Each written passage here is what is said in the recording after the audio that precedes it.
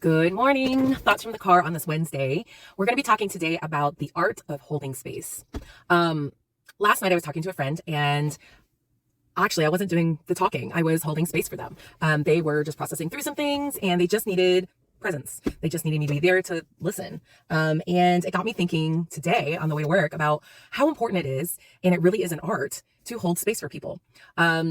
So the art of holding space. First, we need to know, what is holding space? What does that phrase even mean? To me, it means that we're being present, we're being supportive without judgment. It means that we're creating an environment where the person that we're in presence with, that they feel safe, heard, and understood. And they're also going to be feeling like they're not alone. They're going to feel like that they're valued and appreciated. And they're going to feel like they are capable of healing. Because I think that's something that oftentimes when we find ourselves in difficulty, we question, am I ever going to be okay again? You know, it's okay not being okay. But sometimes when we're not okay, we wonder, am I ever going to be okay again? And that's hard. That's a hard place to be. So when we hold space for someone, it creates this belief. It creates encouragement that they're going to be okay, that they can heal. They are capable of it. So how do we do this? How do we do this? Actually, I think at first I want to talk about what are the benefits, like what are more of the benefits, right? So we talked about it creates that safe environment because when we create that safe environment, it gives people the opportunity to process their feelings and their emotions. And this can help lead them to finding solutions for the problems that they need the space for.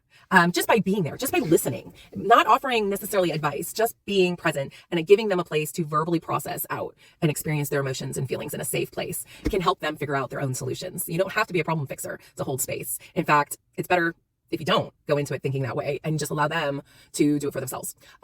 This reduces loneliness. That's another benefit. We talked about that a little bit. And because it makes you feel not alone. So it reduces loneliness in general and reduces people isolating themselves. And this promotes more connection and it strengthens the relationship that you have with this person and trust. So if you're doing it with someone that you actually know, that you're holding space for, and not just like a stranger on the internet, which I think is wonderful. I do that all the time. It can foster a relationship, you know, or if it's someone you already are in a relationship with, this builds trust, this builds, strengthens your relationship and creates more connection. So it creates less loneliness for all of us involved. It also promotes emotional healing. So what I mean by that is that emotional healing means that we have to process our emotions. And oftentimes we aren't given the space to do that. In your work environment, you don't really have that place to do that oftentimes. And even in some friendships, because of the nature of the friendship, there's not really that opportunity. We have to be with safe people.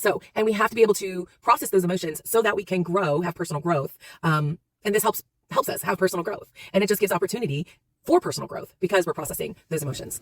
It encourages self-expression. That's another great benefit. And when we're encouraging self-expression with a safe and supported environment, people are more likely to express their authentic self with you, meaning they're going to lower the masks. They're going to be real, who they really are, their true feelings about a situation, or, you know, they're authentic. They're being authentic. They're being real. And this helps them develop a stronger sense of self and their own identity. So this really, it's very healing in general. It helps them heal. It helps them grow personally. And they get to know themselves better. It creates more awareness in themselves because they are actually processing their emotions. They're actually feeling their feelings. And by you creating that space and giving them a place to do this, you're allowing them to self-express in a safe way. And also, I think it fosters empathy and compassion and understanding, both for them and us, specifically us as we are the space holders.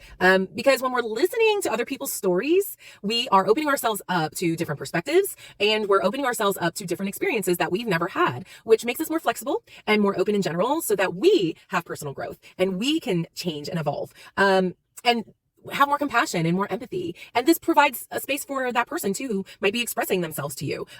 Because when we give empathy, they receive it and then it overflows for them giving empathy and compassion to others. It's kind of that pay it forward. And yeah, so it's good for all of us involved. Okay, so then how do we do this?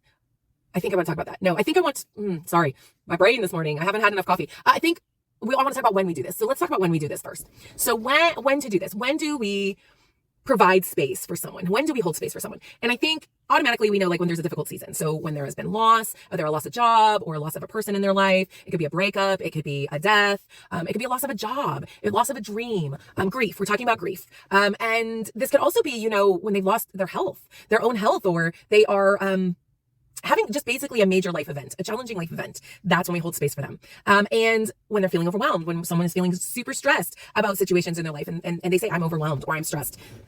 My response whenever they say something like that is, I want to hold space for you. And we can physically say that to them, or we can just do it. Depending on the situation, we have to use some discernment there of how to express holding space for someone.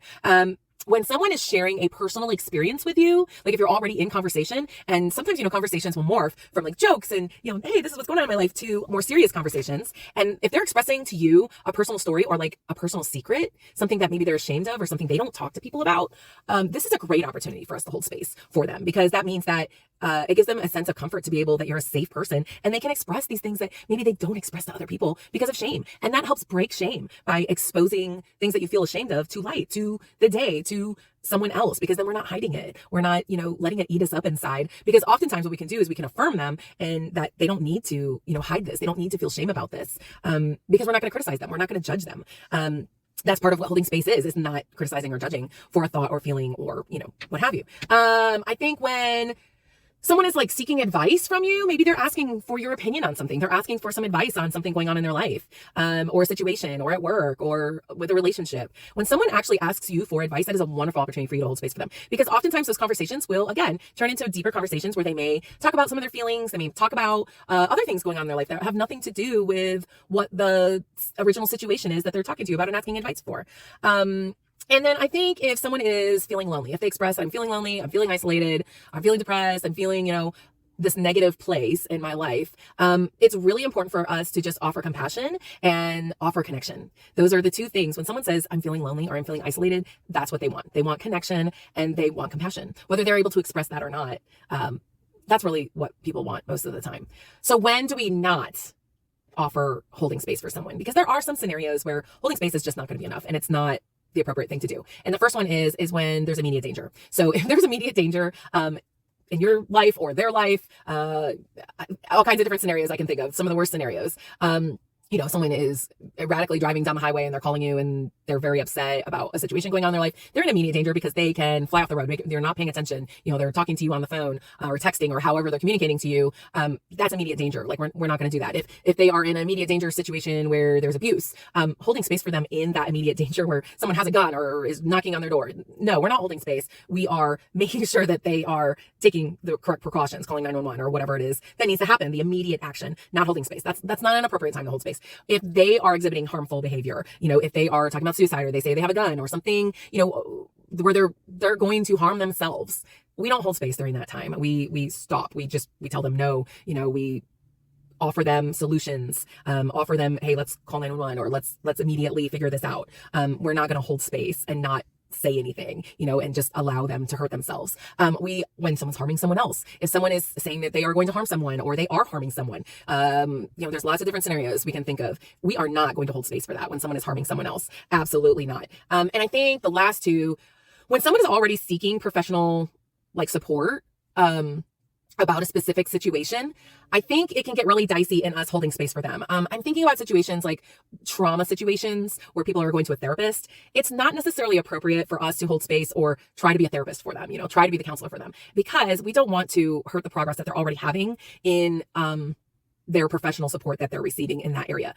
We can listen, which is part of holding space, but we really need to direct them back to their professional counselor or therapist, specifically when we're talking about trauma, because we are not, trauma trained people. And even if you are a trauma trained person, it's really important to send them back to their professional therapists. We don't want to mess with that. We don't want to hurt any progress that they've already made, because trauma is such a beast. And the last thing is when someone just wants like a quick fix to something, we're not going to hold space for them. When they want the quick fix, they want solutions. And that means that they don't want you to hold space. They want you to tell them what to do. And that's, up to your own discernment of what to do on that. I find that when someone wants a quick fix on something and they want my advice or they want me to fix the situation for them, they're not really going to be open to my solutions anyway, because they've already got in their mind what they want to do. And we're not going to hold space for that, because they're not open. They're not being open, and they're probably not going to be honest. So we're not going to hold space for that, because that puts too much on us. All right, so now we're going to get to how do we do this, right? So how we do this in holding space is we actively listen. So that means that we are giving our full attention. We're avoiding judgment. We're giving them the opportunity to speak their feelings. Oftentimes this means we are going to repeat back to them things that they've said so that, or rephrase it, paraphrase it, so that they understand that we understand what they are saying. And the next thing is it's empathy. We have to have empathy in this situation, in this environment that we're creating, this safe place. We have to try to understand their perspective and their emotions, even if we don't agree with the situation, and even if we don't agree in how they're handling and making the choices in the situation that they need space for.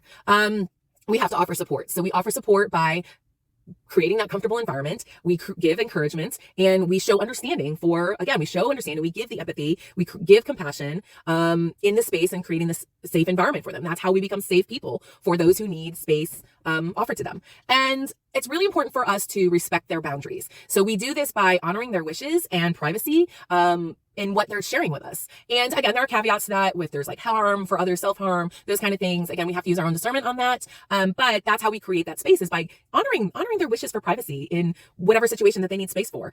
Myself right now, I've talked about, I'm going through a lot of life transitions, and my best friend Trina, I've talked about her. She has created such beautiful space for me, and she has been so honorable in respecting the boundaries that I've really needed for this time period, for this liminal space. She's even shared with me some scenarios where people are curious about things, and she really has respected those boundaries for me. There's been no gossip, and there's been, she's a wonderful friend. She's really created such beautiful space for me. So anyway, Trina, if you're watching, thank you. I love you.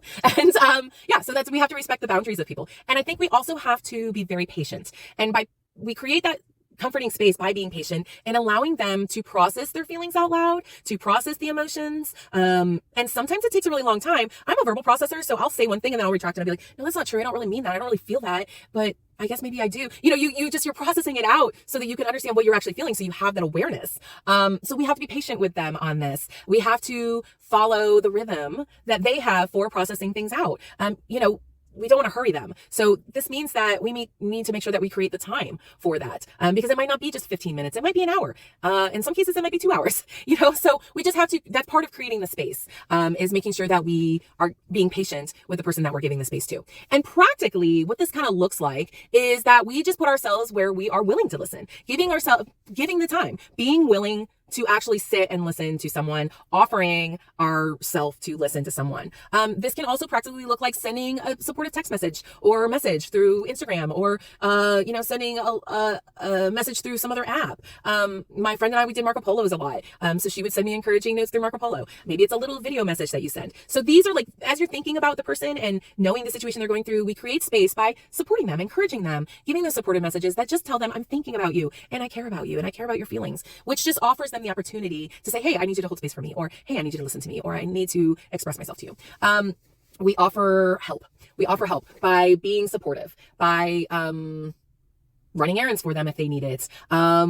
This means we offer household help, maybe, especially when people are going through times of grief. They may not be cleaning their house because, grief is a beast.